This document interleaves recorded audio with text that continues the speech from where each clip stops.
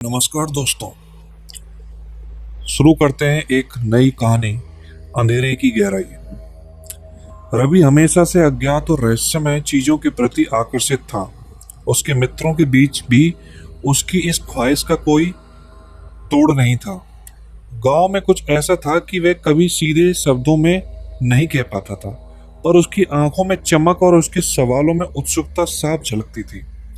एक दिन गांव के बउआ, जो दूर दराज के इलाके में रहता था, उसने एक पुरानी हवेली के बारे में बताया।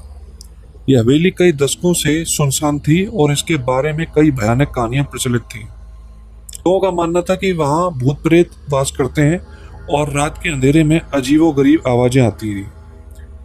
रवि ने अपनी जिज्ञासा पर काबू नहीं रखा। उसने अपने 3 करीबी दोस्तों संजू, मोहन और रीमा के साथ मिलकर इस रहस्य की सच्चाई जानने का निश्चय किया। वे सभी रात के समय हवेली पहुंचने का प्लान बना रहे थे ताकि वे बिना किसी रुकावट के वहां की जांच कर सकें। उसकी योजना थी कि वे रात के अंधेरे में चुपके से हवेली में प्रवेश करेंगे, सभी आवश्यक उपकरण साथ लेकर चलेंगे, जैसे टॉर्च, कैमरा, रिकॉर्डर और कुछ प्राचीन ग्रंथ। रात का समय था। चांदनी आसमान पर फैल चुकी थी और पूरी हवा में एक सन्नाटा था। रवि और उसके दोस्त अपनी टॉर्च और कैमरा लेकर धीरे धीरे हवेली की ओर बढ़ने लगे। जैसे ही वे हवेली के अंदर दाखिल हुए, उनके कदमों की आवाज पुरानी लकड़ियों पर गूंजने लगी। हवेली का माहौल घना और डरावना था। दीवारों पर झिलमिलाती पतंगें और जंग लगे फर्नीचर की बिखरी हुई अवस्था ने वहां का वातावरण और भी भयानक बना दिया था। हवेली के प्रवेश द्वार पर एक बड़ा भारी लोहे का दरवाजा था, जिसे खोलने में उन्हें काफी समय लगा। जैसे ही दरवाजा खुला, एक ठंडी हवा का झोंका आया जिसने उनके सारे बाल खड़े हो गए। हवेली के मध्य में एक बड़ा हॉल था, जहां एक विशाल सीढ़ी ऊपर जा रही थी। रवि ने सुझाव दिया कि वे ऊपर जाकर देखेंगे कि वहां क्या है। जैसे ही वे सीढ़ी चढ़ने लगे, अचानक एक और भी ठंडी हवा का झोंका आया और हवेली के दरवाजे अपने आप बंद हो गए। सभी दोस्त चौंक गए। मोहन ने घबरा कर कहा, शायद हम यहाँ फंस गए हैं। लेकिन रवि ने हार नहीं मानी और आगे बढ़ने की हिम्मत दिखाई। सीढ़ियों पर चढ़ते समय उन्हें महसूस हुआ कि जैसे किसी ने उन्हें गहराई से देखा है। हर कदम के साथ हवेली के अंदर की ठंडी हवा और भी बढ़ती जा रही थी। ऊपर पहुंचते उन्होंने देखा कि दूसरी ओर एक पुरानी पुस्तकालय है। वहां ढेर सारी किताबें और दस्तावेज बिखरे पड़े थे। रीमा ने एक किताब उठाई और पढ़ने लगी। यहाँ लिखा है कि इस हवेली में एक साधु ने कई साल पहले एक काला मंत्र पढ़ा था, जिससे यहाँ आत्माएं फंसी हुई हैं। संजू ने डरते हुए कहा, हमें यहाँ से निकलना चाहिए। लेकिन रवि की उत्सुकता उसे रोक रही थी। पुस्तकालय में कदम रखते ही एक अजीब सी सुगंध उनकी नाक में आई, जैसे किसी ने पुरानी कढ़ाई में कुछ उबाल रखा हो। रीमा ने किताबों के ढेर से एक खास किताब निकाली, जिसमें साधु के द्वारा पढ़े गए मंत्रों का वर्णन था। मोहन ने डर के मारे अपनी टॉर्च की रोशनी को चारों ओर घुमाया, लेकिन हवेली के अंदर की हर चीज धुंधली और अस्पष्ट लग रही थी। संजू ने सुझाव दिया, हमें इन मंत्रों को समझकर ही आगे बढ़ना चाहिए। तभी अचानक एक जोरदार आवाज आई। सभी ने पीछे मुड़कर देखा, लेकिन वहां कोई नहीं था। अचानक हॉल के एक कोने से एक धुंधली आकृति उभर कर आई। वह आकृति धीरे धीरे सामने आ रही थी और जैसे उसने एक अपनी पहचान दी, सभी के शरीर में खून जम गया। वह साधु था, जिसकी आत्मा अब भी हवेली में भटक रही थी। उसकी आंखों में क्रोध और पीड़ा साफ दिख रही थी। उसकी पोशाक में अजीब से निशान थे और उसके हाथों में कुछ प्राचीन ताबीज थे। साधु ने खामोश होकर अपना हाथ उठाया और एक भयंकर मंत्र उच्चारित करने लगा। हवेली की दीवारें कंपन करने लगी और सभी दोस्त डर के मारे चिल्लाने लगे। सीढ़ी से गिरने का खतरा हुआ, लेकिन रवि ने अपने दोस्तों को बचाने की कोशिश की। जैसे ही मंत्र की आवाज गूंजने लगी, हवेली के अंदर अंधेरा छा गया। सभी की टॉर्च बुझ गई और उन्हें केवल साधु की धुंधली आकृति दिखाई देने लगी। रवि ने अपने दिल की सुनकर साधु से बात करने की कोशिश की। तुम्हें क्या चाहिए? हम तुम्हें परेशान नहीं करेंगे, उसने कहा। साधु ने धीरे धीरे अपना चेहरा उसके सामने लाया और उसकी आंखों में आंसू थे। उसने कहा, मेरी मुक्ति होनी चाहिए। मैं इस हवेली में अपनी फंसी आत्मा को आजाद करना चाहता हूँ। उसकी आवाज में एक गहरा दर्द था जो सीधे उसके दिल को छू गया। रवि ने समझा कि साधु की आत्मा को शांति नहीं मिली है। उसने तुरंत दोस्तों से कहा, हमें यहाँ से निकलना होगा, लेकिन पहले हमें उसकी आत्मा की मुक्ति के लिए कुछ करना होगा। संजू ने सुझाव दिया कि वे हवेली के पुस्तकालय में जाकर मंत्रों की जानकारी ले। उन्होंने किताबों की खोज शुरू की, लेकिन हर किताब में भयानक कहानियां और चेतावनियां थीं। कुछ किताबों में साधु की आत्मा को नियंत्रित करने के तरीके बताए गए थे, लेकिन वे समझ नहीं पा रहे थे कि कैसे उन्हें सही तरीका चुनना है। तभी मोहन ने एक प्राचीन ग्रंथ पाया जिसमें लिखा था, साधु की आत्मा की मुक्ति देने के लिए उसे एक विशेष अनुष्ठान की आवश्यकता है। अनुष्ठान के लिए चारों तत्व आग, पानी, पृथ्वी और वायु की आवश्यकता होती थी। प्रत्येक तत्व के लिए एक प्रतीक चिन्ह बनाना है और उसे सही क्रम में करना पड़ता था। रीमा ने एक सोच समझ कर सुझाव दिया, हमें यह करना होगा, वरना हम यहाँ हमेशा के लिए फंसे रह सकते हैं। वे सभी एक साथ काम करने लगे। संजू ने आग का प्रतीक चिन्ह बनाना शुरू किया, मोहन ने पानी का, रीमा ने पृथ्वी का और रवि ने वायु का।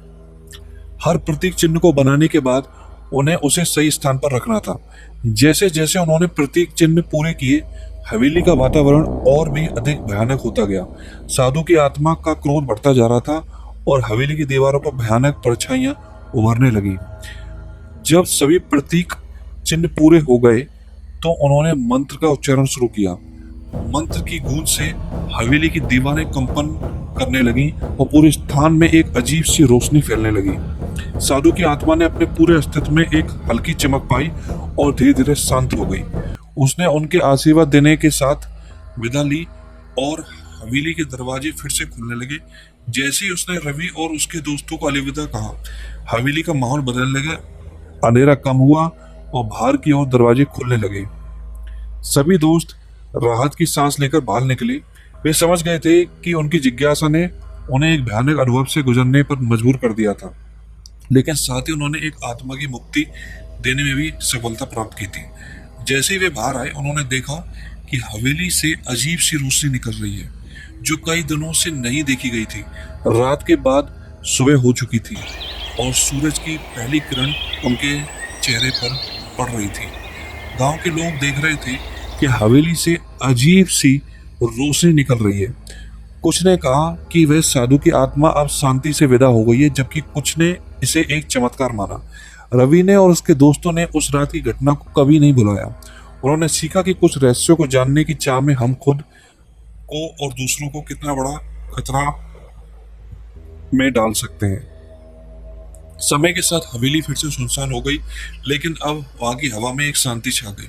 लोगों ने माना कि साधु की आत्मा को शांति मिली है और हवेली अब फिर से सुरक्षित हो गई है। लेकिन रवि और उसके दोस्तों के दिलों में उस रात की यादें हमेशा के लिए बस गईं, जो उन्हें यह सिखा गई कि अंधेरे की गहराई में छिपे रहस्यों को जानने की चाह में कभी भी अपनी सुरक्षा को नहीं भूलना चाहिए। कुछ दिनों बाद रवि ने महसूस किया कि हवेली की घटना के बाद से उसके जीवन में कुछ अजीब हो रहा है। रात को उसे भयानक सपने आने लगे थे, जहां वह साधु की आत्मा को भटकता हुआ देखता था।